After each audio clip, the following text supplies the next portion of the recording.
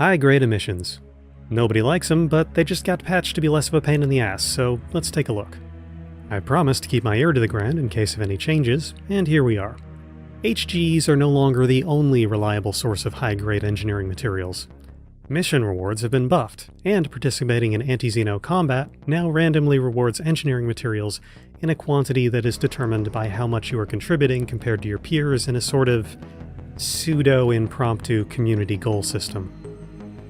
Rewards are paid out every hour, and specific materials can't be targeted. I couldn't really test this feature because it released on a Wednesday, and if you've been doing AX combat for a minute, you'll know that it resets on Thursday, and all the juicy invasion systems are usually picked over by Sunday night. There's a few problems with this, chief among them being that anti-Xeno combat requires extensive engineering in order to be accessible, and the other being that AX conflicts are not permanent content. There was a month where significant Thargoid invasions just didn't happen, leading to players who would want to participate in content not having a good way of doing so, and since our current story arc is literally called The Thargoid War Conclusion, it's fair to say that AX combat will probably be going away soon.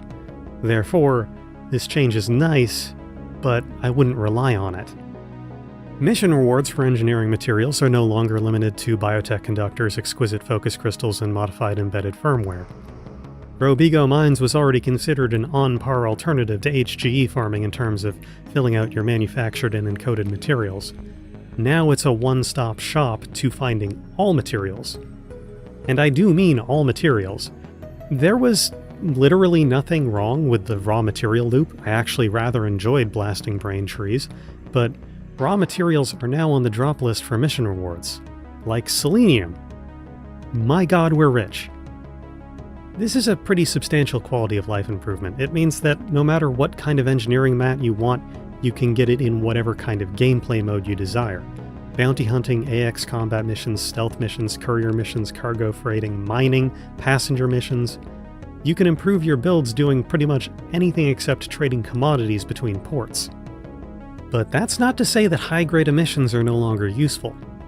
They've been buffed as well. Here I am dropping in on an Imperial shielding spawn in the Chernobog system, as I mentioned last video. Mother of God. I'm not even going to bother counting. This is enough material spawns to satisfy whatever needs you have to fulfill. Just in case, though, I tested the old method of refreshing spawns, and, to be sure, it still works. Needless to say, this no-refresh farming puts the Imperial Flipper on ice. The primary advantage of being highly maneuverable in supercruise is now null and void. The ship's efficiency at this task is now governed solely by how many limpet controllers it can carry and deploy, and how much jump range it has. That means the Anaconda is now the king of material gathering. Perhaps as it always should have been.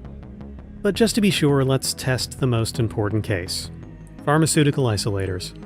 These things used to be so hard to find that conventional wisdom was just to trade Imperial shielding instead.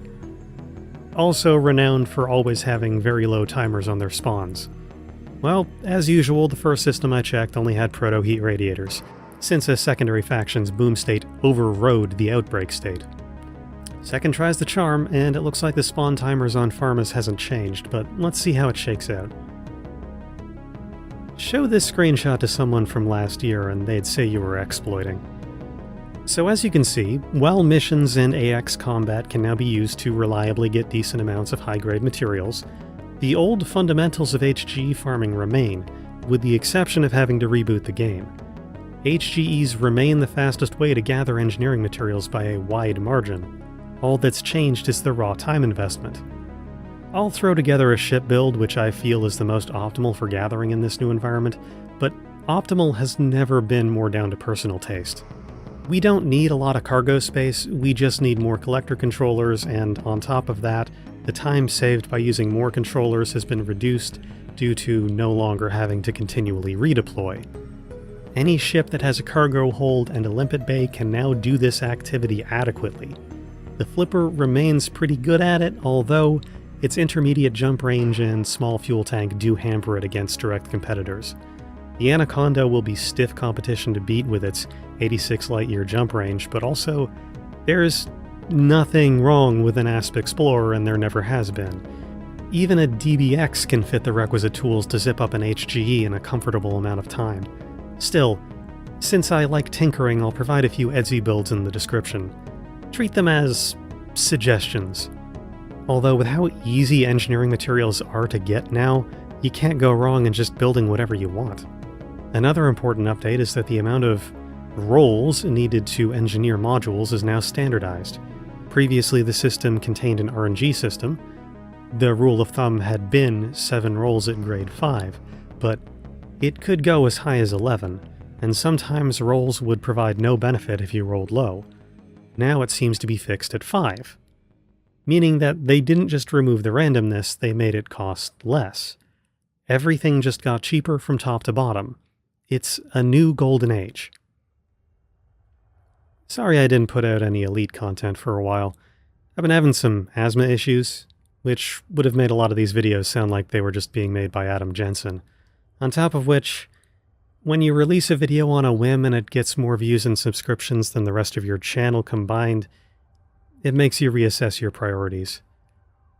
Plus, I had about a half dozen scripts written on engineering material gathering, and I just had to throw all of them out.